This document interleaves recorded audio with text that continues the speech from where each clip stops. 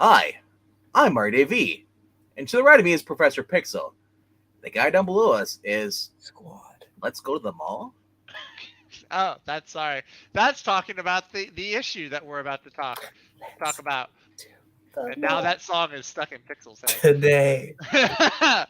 I'm Zach. What's up? How's it going, everybody? If you're gonna say today, I'm thinking of Stargirl. That's the wrong thing we're talking about. Let's Go to the Mall is a very famous How I Met Your Mother joke. Joke? It's a whole song. That's true, but it's a whole bit. Well, enough about how you met my mother. Let's talk about this comic book. Amada is a beautiful woman. Tonight we're talking about an Uncanny X-Men issue 243. Or 44. Yeah. It was done in 1989 by Chris Claremont, drawn by Marc Silvestri, and I forgot who inked it. But I gotta say, the inker and the colors did a great job because, dare I say it, Marc Silvestri art is only as great as a person coloring his stuff. Dan Green was the inker, and Glynis Oliver. That's why I popped. A woman working on an X-Men book pre-2007? What? Unbelievable. Are you kidding me? That's not true. How dare they? I don't believe that. I don't believe this Marvel source on the internet that tells me that. What? No. I mean, jeez. So if you've never read this and you're kind of like just me, the first time reading it, I'm sure Zach is your first time as well. First time. What about you, Pixel? Yeah. First time? All right. I'm not. I haven't read a lot of X-Men. I'll admit. So yeah. All right. Same here. So might as well just jump right into it. Let's get that comic book up on the screen here. I'll add it right there. You just push the button. So basically, this is Ladies' Night as it described. That's basically what it is. But it's also the first appearance of Jubilee.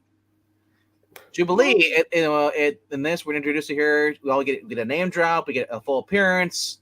Other than that, it's pretty much like, and I gotta say, the reason we brought up this issue, we're going to talk about because Eric Breen had mentioned that this was the original version of the story that, well, Zach, Skip, and I, and Ingleton, we all liked was basically Exterminators, which came out this year by Leah Thomas, which is a spoof and all that stuff, which is basically another Ladies' Night thing. I think it was Leah Williams. Leah Williams, sorry.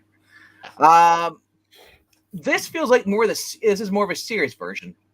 And that's where the difference is. So that being said, I like both versions. This, like I said, we get Storm, Rogues, Psylocke, and Dazzler, and Jubilee in all one issue. It's partly Rogue. Yes, Rogue. That's true. Rogue sharing the body with Carol Danvers. And we get a small appearance by Colossus in the very beginning. Colossus. Yeah, it starts off in Australia with Rogue basically having a temper tantrum because Carol Danvers took over her body again and basically threw a redecorated place. But before that, yes, we get Jubilee doing fireworks in an 80s mall. There we go. Which I gotta say, this is kind of cool. As reading this, I mean, we get as far as the art, I love Silvestri's art, and I love the coloring on here. I gotta say, I even like Rogue's design here. But the problem with this is that, wow, this cop is racist. Not only is Jubilee Asian, but she's a mutant, and he calls her a mutie. Oh yeah, wait, because she laughs now. Wait till basically she goes to the juvie. And basically these mall cops don't like the fact that she's just basically causing a nuisance. Well, not really though. But I gotta say though, for mall security, they have over like 40 cops that come in and try to stop her. That's a lot of mall security. Well, I gotta say though, how big is this freaking mall? Is this Mall of America? I mean, is this? Well, no, they say it's a city within a city. Yeah. So I mean, it's in Los Angeles. But I do love the skateboarding. Yes, that was very popular this time too. Yep. And basically, the way I love how Chris Claremont writes this pretty much just could have been like an actual TV show episode. Lou, she's throwing them sparklies. I wonder if I should tell Vinkman this is pretty much the first episode of X-Men the Animated Series. Well, for the most Or part, one of the first episodes where Jubilee is introduced at the mall and in the arcade. no, not arcades. Sentinels. There's a Sentinel. Look, That Yes, I'm just saying in the cartoon where they introduce her, they actually on the show she's actually playing at the arcade thing, and then the Sentinels come in. oh That yeah, is she's playing in an arcade. Yes. Yes. What? The guy, whenever she goes ahead and jumps, he's going ahead and saying right here that, oh, good, she's Good dead. riddance. Good riddance. What the I like her. hell? I like her. Yeah, I like her 50 job. joke here where she lands and she's like, "Here come the judges' scores: 9-8, 9-9, a perfect 10." And from the Russians, 3.7. I think I gotta say it. And then now that is cute to basically reference back to the 80s. Sorry, the Olympics going on. Yeah. I'm not sure if they were in 1989, but it was a popular thing. Everybody watched the Olympics. I also love this guard who's like jumping up and down while holding his hat. He's like a Yeah. Looney Tunes. Is he Jubilee's J. Jonah Jameson? Actually, what he is, That hubcap stealing fireworks starting Jubilee. That's right. I gotta say though that this guy that when you see him, he's getting so angry and doesn't like her. It's pretty much the main a cop from Police Academy, the one the sergeant who didn't like all the other ones. He didn't like Mahoney. So basically, it's his job is basically to keep order and doesn't like the fact that he's being like a fool. So here we go back to what I was talking about earlier. The Colossus. We get, I guess that's supposed to be Dazzler. I don't remember her having that short of a hair, but Well, this is like the late 80s. look at her 90s. attire. I gotta say, look at that attire. That you would not see in current Marvel. We get a shot of Psylocke. Betty in the bath. And I gotta say though, why do you see this receding hairline? Storm ends up going up on the bath. This is kind of fun too. Like I said, this is That panel was funny. this is how you draw comedy. That panel was Yes, pretty funny. She-Hulk show could learn a lot from this. Rogue with her giant mane of hair. I guess she just likes crazy wild hair. It's the 80s, I guess. I think yeah. We learned that basically she's upset because Carol took over her body, redesigned her whole entire apartment. So she basically threw almost everything she had out the freaking through the door and the wall. And then it's revealed that basically that she can't she goes to Psylocke for help. Psylocke basically says well, I can't. It wouldn't be fair, moral to erase Carol. You brought this on yourself, and even Storm says well, be as it may, this is what happened, better or worse. You're stuck with her. Rogue should be careful where she's pushing up there. Basically, punishment because you pretty much murdered her anyway. And then I love how Rogue is well, alas, the truth comes out. You've never forgiven me for that, have you? All the time I fought beside you with events, just basically I'm still the bad runaway, runaway bad girl, whatever. And like I said, now this is kind of I can understand why maybe they might resent her because Carol was their friend before this, and she killed Carol. It would be right. Little did they know that she was actually doing the world a service. Yes. What's up, MP?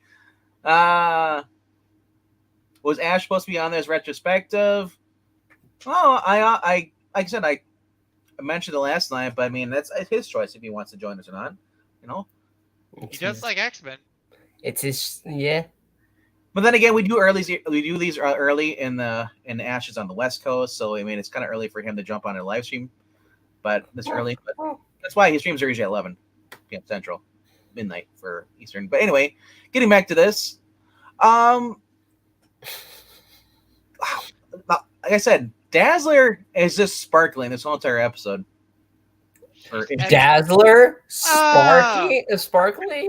Sorry. Say. MP, real goddess. I won't call you MP anymore. MP. I do like that. Let's call her goddess.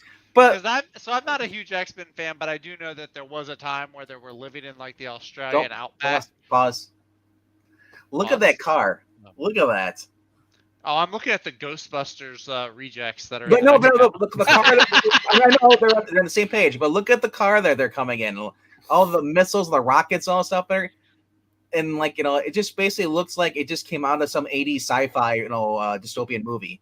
Like basically, when you put it in with the Road Warrior, It's got But, those tiny little holes in the windshield. yes. Yeah, the slits that they have instead of an actual windshield. Yeah, no, I know. And then Ash, you've read this before, right? You're welcome to come on. I can drop you a link. Yeah, I don't mind. drop it like it's hot. Drop it like it's Dazzler. Drop it like I mean, like it's Zach's bad jokes. Is Gateway a Marvel or what?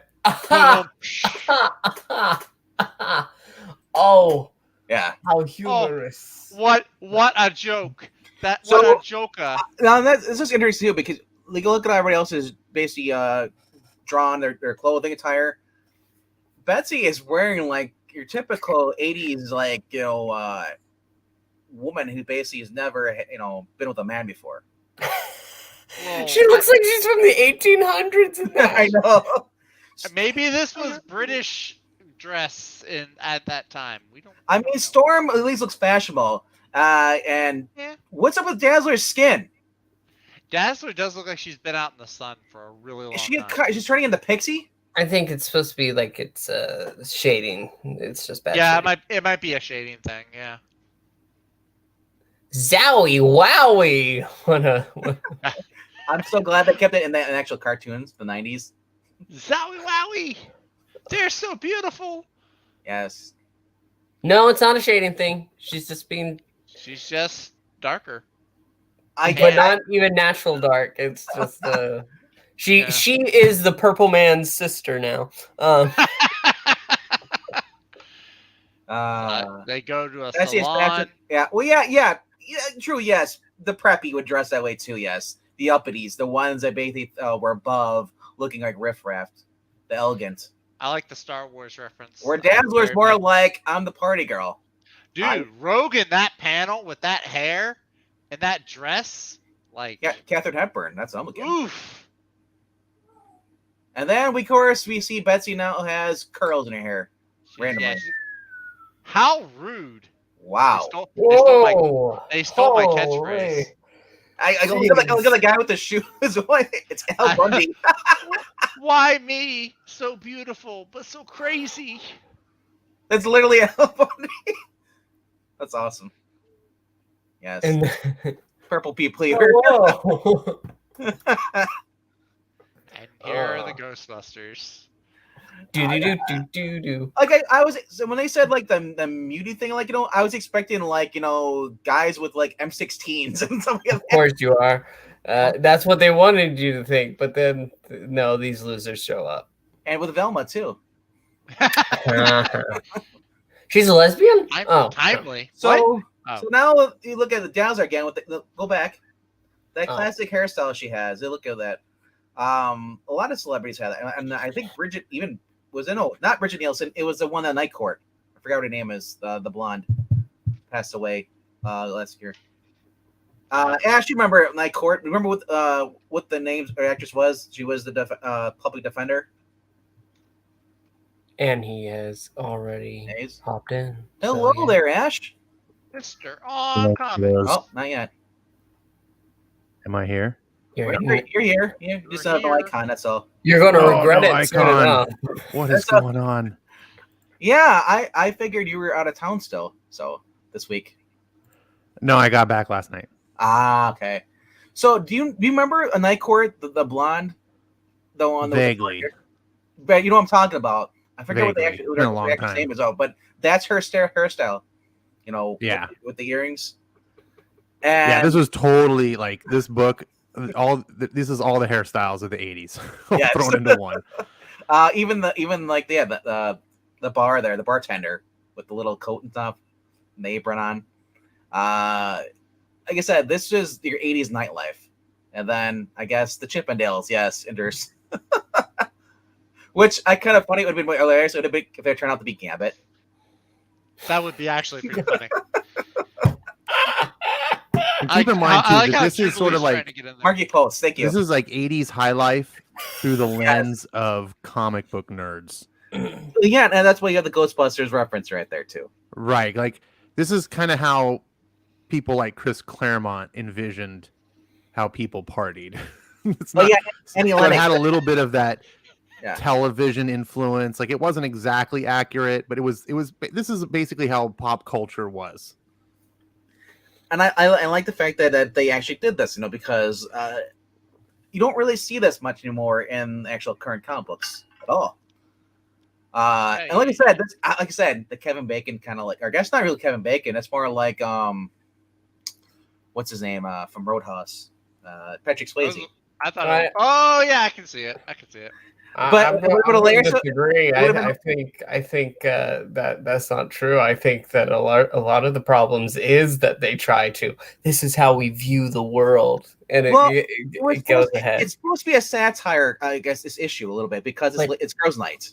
Yeah, but even the fun ones aren't fun. They're just cringe. Well, look, what's not fun about this book? I mean today. Oh. Not this book. This book's fun. A lot of fun. Compare this girls' night to the girls' night and Exterminators, where they're all just getting sloshed. Well, and that's the thing. This is kind of crazy too. But Exterminators took it to another level. That's the difference between these books. And I will say that Chris Claremont is a better writer than Leah Williams, but Leah Williams was writing a satire book. Now we'll see how far it goes as far as satire and gets into cringe by the next issue. But like I said, I do like this. What's that? The Hall of Justice? No. And at the Hall of Justice. No, it's a giant trap. It's a giant mutant eater. Oh, looks like it's going to suck her in and shred her to pieces. Jeez, I thought it was more like Chris Farley. Yes, Chris Farley has a Patrick Swayze from Saturday Night Live. I like this. She calls it the streamer thingies, and it's getting fired from the Ghostbusters. So if there was ever any doubt that these guys are Ghostbusters ripoff, I guess that. Well, this book probably came out with a couple years after Ghostbusters, so that craze was still is 89. Still pretty hot. So this is like what was it? 1989. I think it was towards. Was it? No, it was beginning of 1989. So right before Ghostbusters 2 came out. Oh, okay. So there was hype for Ghostbusters 2. So of course, why would you not put them in a book like this and pay your kind of like tribute or not really tribute, but I guess like a cultural reference. Yeah. And like I said, this is supposed to be a serious book. This is supposed to be like a zany stuff. Now some might say that's sexist because it's women, and I get it, you got to make it all crazy and zany, but I don't know. I enjoy a little bit of chaos. That little kid is having the time of his life. When Eric said that this was like when Eric said that this was like that Exterminators book, he didn't necessarily mean like this was trying to be a goofball story. No, it was just similar in the sense that it was like a ladies' night out. And this was something that Claremont was known for during the time, where he would sort of just take a break from the regular stories and just do more of kind of characters just living their lives. Like there would be famous stories of like them just playing softball, out at the X Mansion and things like that. So he would do these sort of like real life, just, hey, we're going out for ladies' night, things like that to take a break from the normal. Oh, the Earth's being invaded by the Brood or something, crazy. Now, I gotta say this, so I do kind of prefer Jubilee's first appearance with the girls in the cartoon series, with this giant sentinels attacking, versus this, but I still like this as well. And yes, they escape through a portal, basically provided by Gateway, who was another mutant. That's how they were there. And Jubilee jumps in at the end, nearly losing a leg. Almost. I like how it says next. Like next issue, it just says men. Next. Well, that was a Byrne thing, wasn't it? Next Men. Well, yes, he did have a comic called Next Men, but this was not a reference to it. I know. It would have been funny if it was like in the future.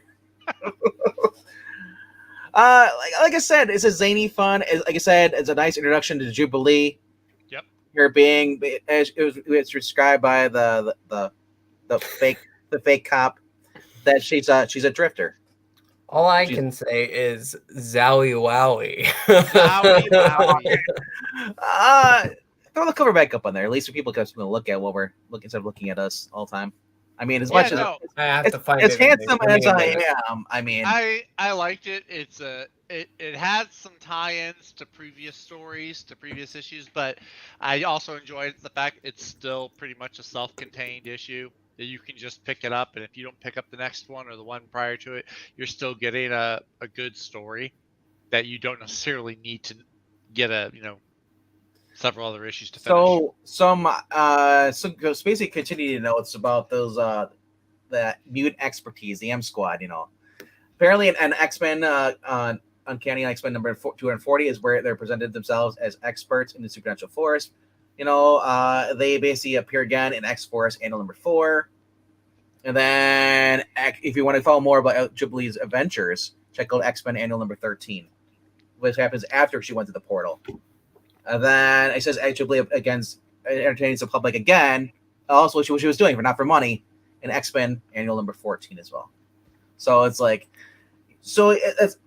they have some cool little things on there. But I mean, overall, this cover looks so menacing until you realize what they are. Because I'm like, oh great, it's gonna be like like the guy right over and all his mutant hater guys from the cartoon series. Like they're gonna have the guys with the red bandanas and like the Red Dawn. Wolverines. Right. Well, I said that, yeah. Then I don't like Psylocke's costume. Is this before she joined with the other, or she already joined? It's Betsy and then the other. Yeah, no, she was joined. Psylocke was this. My take always was like if she was just sort of like this creation to be like, oh, we need a telepath on the team, because you always had the original Jean Grey for the longest time, and then she finally went away, and then they brought in Rachel Summers, which was my favorite, and then I forget whatever happened to her. She ends up going away, and so Chris Claremont just seemed incapable of not having a telepath on the team because he liked to have the characters always being able to communicate no matter where they were. And so Psylocke always seemed to me to be like, oh, here's a new telepath. And she was really always, in my opinion, kind of this boring character. She was just there to serve as a telepath. And it wasn't until when Jim Lee came aboard and she went to the Mandarin and she became the assassin. That was like, okay, they kind of made her own, like distinct and more interesting. As you can see here, she's just kind of blah. She hadn't really been fleshed out. No, she looks like she's trying to copy the Huntress. My only thing I would add to this is I have Wolverine at the bar in the back, just smoking a cigar and drinking. Just a small little cameo. He doesn't have to say anything at all. It's just the fact that Wolverine's in there. Yeah, I forget exactly what was going on at this time. There was like a reason. Had they gone through the Siege Perilous yet? I can't remember. But a lot of the main X-Men were gone. They spent a long time wandering through the outback. It was an interesting time for the X-Men. This story I actually don't remember as much as the others, because you can imagine teenage boy. This is not exactly my cup of tea.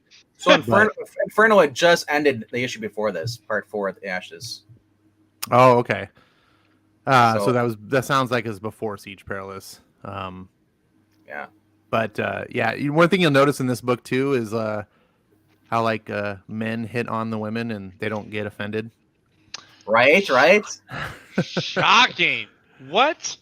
Yeah, like when the Chippendales like hitting on Aurora and she's like smiling, it's like, oh,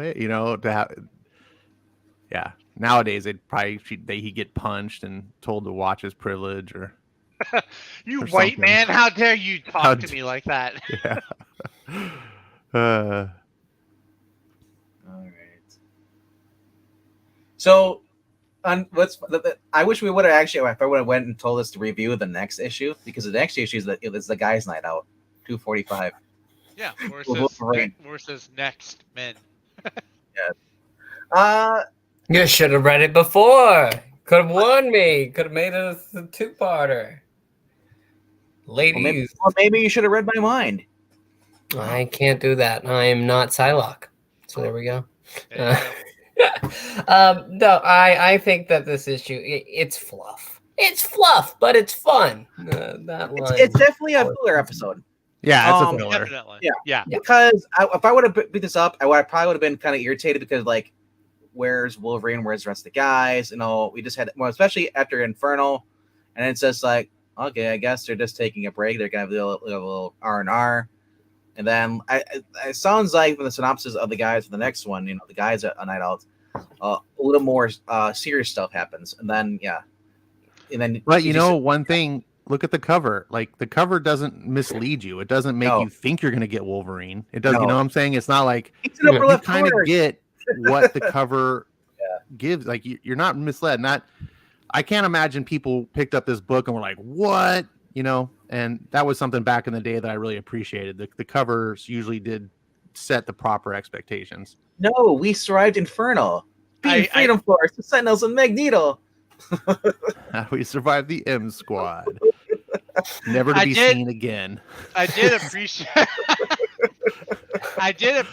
it. It is a fluff story, but it's also like there is some substance that came out of it, though, because you did get Jubilee, who we got introduced to, and she became like a fan favorite. We also learned more about how basically the women are just mean girls to Rogue.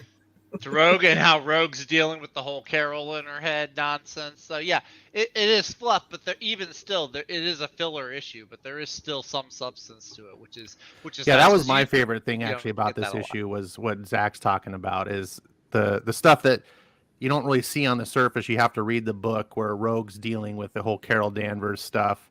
That was a really huge part of her character that I thought made her very interesting. I was always mad when they brought Carol back. I was like, what are you doing? That's like, she's part of Rogue. But Carol Baskin, yeah, that was horrible.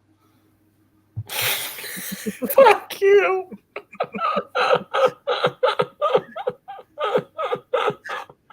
I broke him. Good night.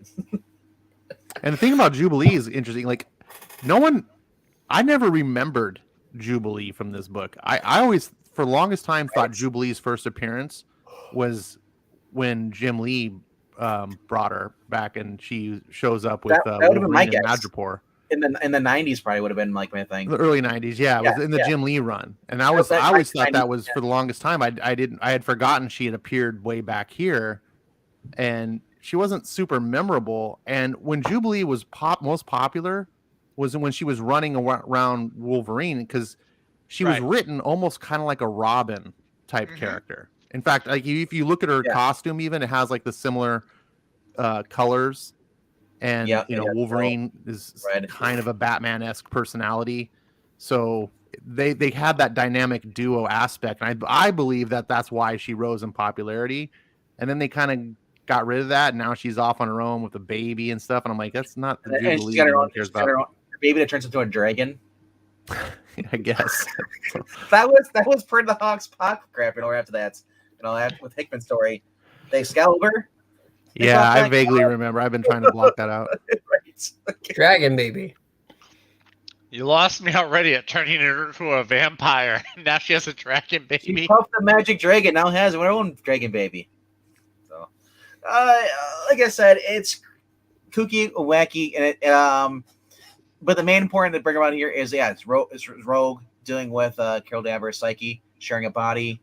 And they said the introduction of Jubilee in this story, and then it just turns into an 80s, just like a movie, like it turns into Mannequin almost, like in a sense with all the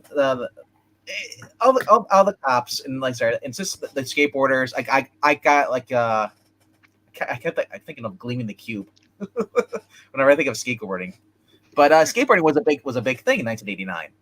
Too, as well. And like I said, all the culture references, I love that reading these older issues, because culture, no other culture, things they throw in here in the books, all the anti-Trump stuff.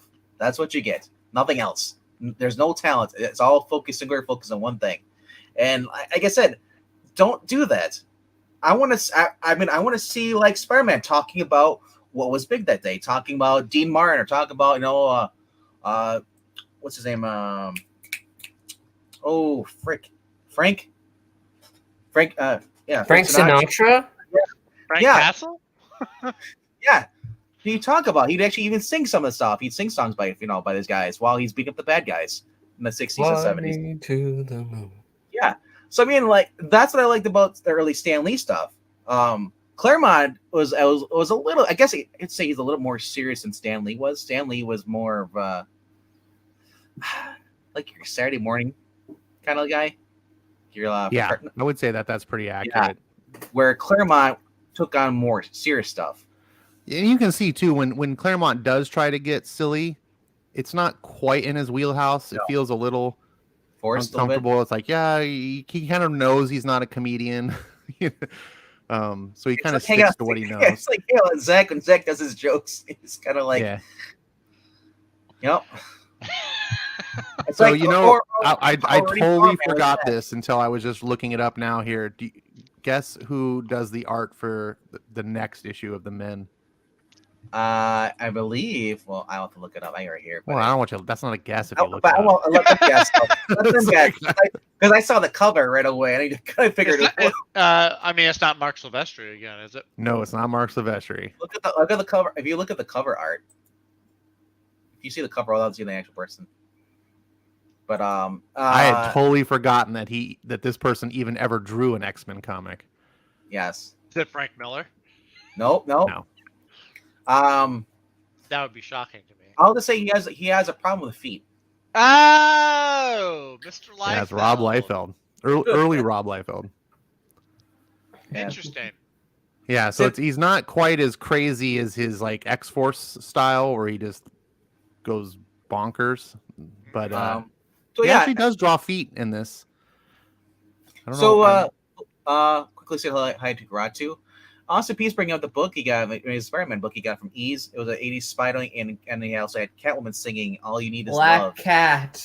I know. But I'm Black Cat.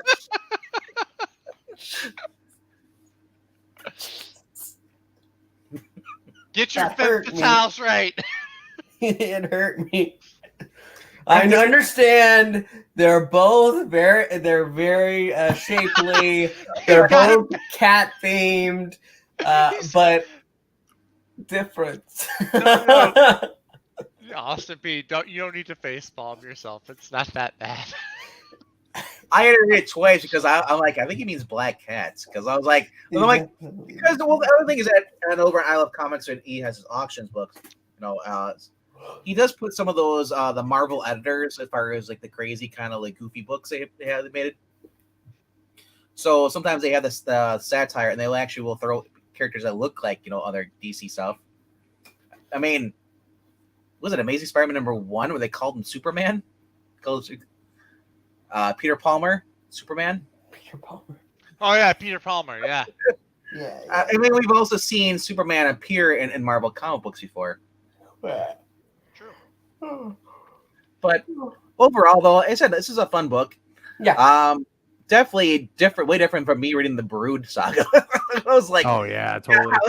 This, I was like, this is the same writer, and I do. It is kind of that nervous, like kind of like, bro, are you all right here? What did they tell you to do this? Or are you just trying to say, hey guys, I can do this too? Blink if you're okay, Chris Claremont. Wow, thank God he's still alive and he can still blink. That's right. No, but like I said, the only thing that I didn't like about this was that it didn't continue, and they didn't have the guys run into the girls, on guys' night. That's right. You needed a big crossover at the end. Usually the tropes is where the guys are going to have their own night out and the girls are going to have their night out, and then they're at the same bar. Ladies' night, men's night, battle of the sexes. See? With a big X. Yes. I've already planned it out. Hire me. Get this man. Give this man a book. Anyway, I concur. It's a lot of fun, but that's all there is to it. Yeah, we yes, it does touch upon like Rogue dealing with Carol, but at the same time they sweep it under the bus because Carol just takes over for pretty much the rest of the issue, and then no Maranya. And then Jubilee just coming through at the end. Yes. I know So, Jubilee pretty and- much just creeps on him and watches him. She doesn't actually interact. So Psylocke's big part in this is basically telling Dazzler, because Dazzler's like, why do we gotta help her? And Psylocke's because she's like us. She's a mutant. We need to. If we don't stand up for her, who will? Thank you, Psylocke. You can leave now. That's her quote. She's gone. Yeah. What happened to her skin as it went on? Did they forget that she wasn't wearing she started off normal. I believe in the first page she's fine, normal. She's got a tan, and then she goes to purple. And like I thought I was waiting for her to. It's like if you've ever been out in the sun for a long time and you're like, okay, well, I probably look fine. You don't end up looking like Grimace. You're like, oh my god, I'm red. I was No. She went inside and said, "Oh my gosh, I'm Barney." No, I was waiting for her to go from purple to blue, because then we know she's actually dying. How is this asphyxiated? Hey, Austin P. I'm sorry. This is for you. I'm not the child on the street. I'm the youngest, so. But Marania, if that was a title, I think more people would have bought it. Oh, that's true. I would think so. Especially if it had the same kind of material as Gun Honey. Oh. Is there much more to say, or Not really, and that's one of the problems with doing a single issue. I usually do like 3 issues or 6 issues series, stories, because you can tell there's a lot more to talk about. But when you only have 1 issue like this, after a while, what more can you say about it? You start talking about, back in my day when I picked this up, it's like it turns into personal stories more than more. Breen. No. Actually, I'd rather get Joel or Joe Olsen. No, not Joel. That was confusing. Sorry, I forgot what his name was. Actually, I thought it was Joel. It's Joe Corolla. Oh, Joe Corolla. Oh, that guy can talk several laps around Breen about things, about editors, inkers, and all stuff. He tells stories. It's just crazy. That guy is just like, he knows a guy that knows a guy that knows all the other guys. But like I said, this is a fun issue, and it just proves you why you should even. I'd say at Claremont. I wouldn't say this is Claremont's worst, but I would say this at Claremont's worst is still better than anything written today. I would say that. I'd agree with that. That being said, there are also some good books, but as far as X-Men, stick with the 80s. Go into a little bit into the 90s and then stop. You sound like Rob. There's some good X-Men stuff in the early 2000s. If I sound like Rob, the thing to take away too with X-Men was Claremont was like the long game player. You didn't just pick up an issue of X-Men and go, "Oh my god, this is the greatest comic I ever read." Once you've been reading X-Men for a couple of years, it really started like coming together, and you understood like how Claremont would be weaving these subplots. Like 12 issues ago, you saw this character come in and do, and so you were following this. And it was constantly building upon itself. It was doing something that no other comic at the time was able to do. And a book like this was typical, now that you reminded me it was after Inferno. Inferno was a huge event. Yeah. So this would be like a wind down, like, okay, we just did this earth-shattering thing. We can't just jump straight into the next earth-shattering thing. So you just had this, hey, let's go out and have a ladies' night, have a little, a little levity and stuff. So it would work better. That's one of the things that modern comics like Marvel's kind of forgotten that lesson, where it's just constantly event after event after event. You're just relentless. And so the events don't even feel big anymore because you never have any downtime. Can you imagine that if they did a story like this, but instead it was just basically like girls' night with Hellcat, for her bridal shower, Tony, which I have no idea if they actually even get married or not. Marani, you were reading that. Did they ever get married? But Dazzler, though, like I said, and yeah, it is a coloring error, because I don't think they were trying. Like, I don't know what their idea was at first, because there's obviously she's using her powers. She might glow a little bit, but I don't think she turned purple. I don't think her powers made her that, Yeah, like I said, she just colored hair. They broke up. Did Tony finally go gay? She dumped Tony. Of course she did. Wah, wah, wah. He was just using her. How? Hey, look, he can't see it right now, but Tony just got let off the hook in a big way. No, they probably got to turn him out to be like he's gonna be like a white nationalist, you know. Oh, jeez. He's got a new Anyway. book coming out. He's got a new #1. Don't they all have new #1s coming out? All right. So on that note, I think we've kind of beaten around the bush. Yeah. Too long on this issue. Probably not the right phrase for this since it's ladies' night. Let's not talk about that, but Hey. Right. So yes. Thank you for joining us on this guys' night talking about girls' night. Hope you guys enjoyed this, and if you have any comments or concerns or complaints, leave them in the comment section down below. We may or may not read them, but at least we know that we're happy that you're actually watching this. If you want to leave a like, do so. If you want to leave a dislike, do so. Interactions help us regardless if you hate us or not. Also, if you haven't subscribed, why haven't you subscribed? Do you not like us? I mean, we have Ash on comments on here. A guy who has a channel. Never mind. Ash, no. We have Zach in here with his bad jokes. We have Pixel with his even worse jokes. My jokes are an acquired taste. How dare you? And if you don't like that, we have a Ko-Fi link. Puppetine, basically Ko-Fi.com. /Puppetine. If you want to leave $1 or more, or if you don't have to, it's optional, but the money helps out us because we do read books on here. There actually will be a reading shortly after this stream, and also the money helps us with the reading apps because Pixel here, the guy down below me over here, Hi. he subscribes to both of those. He pays for those. They're like $60 for Marvel or $60 or $70, and then it's like $90 for No, DC. no, it's $60 for DC too. Yeah. So. And then not only that, StreamYard per month. Yeah, that's true. So this guy is working the build for this channel. If you can help him out, we'd appreciate it. And then you know what? It's poor. And then we actually, I was talking about this with Pixel, and we might do some merchandising. We might get some T-shirts out here for those who like the frog, and like the puppets. We might do bumper stickers, you know, or might be do some decals, window decals.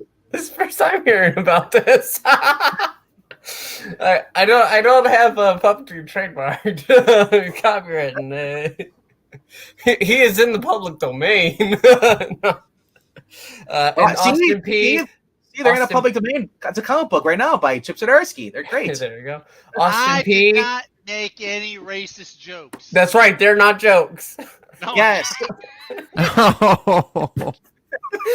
Thanks for watching. There is literally Twitter evidence of me defending Jon Stewart. Also, if you want to support this channel to get better jokes for Zach, please donate. So we'll hire better writers. Just like She-Hulk did for episode 8. Oh. Yes. All right. So we're kind of dragging this out. So, all right. Thank you for watching. Seriously, guys. And we'll see you again next time.